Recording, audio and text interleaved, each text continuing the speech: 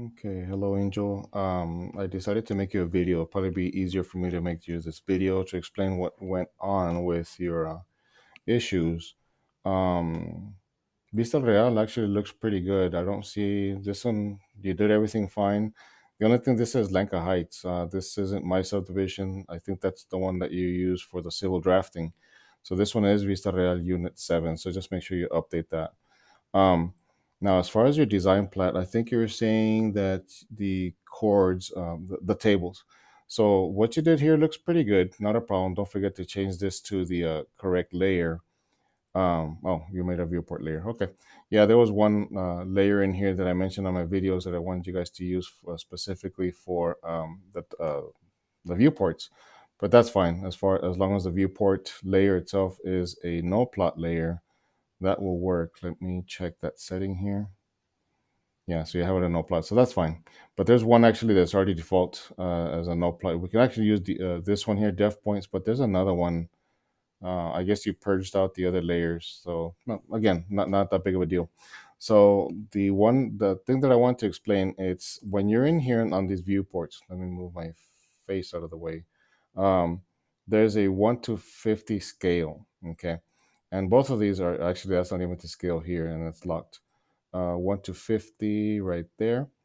Okay, so we're having that issue here, and then we go to model space, and in model space, you have it at 1 to 100. Okay, so that's going to give you some issues. That's why everything looks different here versus here, because Civil 3D will actually scale your labels. So you notice the labels look a little bit smaller here, but then when you go to model space, they look bigger.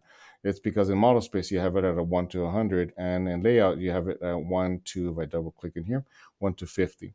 So that's fine. It's just you need to understand what's happening. So my preference is always once I have the scale that I need on my sheet, this looks good. I agree with the 1 to 50.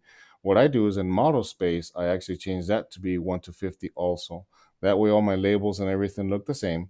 And then you got these tables that are one on top of the other. So you just need to really just grab one and move it down. And then that way, that's the way it'll look like on your on your viewport over here. So everything looks pretty much the same on paper space and model space, which is a layout tab. This is here. This is called paper space, and then of course model space. Okay, so that'll work. Now the other question, as far as the table, when you go create your table, you're gonna go to add tables, line and curve, and then add curve tables. Here, Uh, it looks like you put it on a standard. So I'm gonna go select the tags, and I found 24 tags and hit OK. So the standard table looks like this, but I think what happened is that table here, you switched it from standard from the length, radius, and delta. That one is just another style, just for your information. Um, the length, radius, and delta has the style that has all the other components that are missing: the radius, the delta, the chord direction and bearing, and length, and all that. Versus this standard one, that one doesn't have it. So this is the one that we really need to use. So here I'm going to select that guy and then hit OK, and then notice that style will have all the other ones that are missing. Okay, so that's how we fix that. So I'll take off a few points, but nothing too major. But again, please make sure you do turn in your work on time per submission.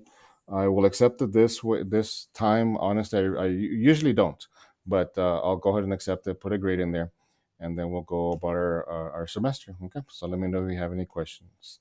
Thank you very much.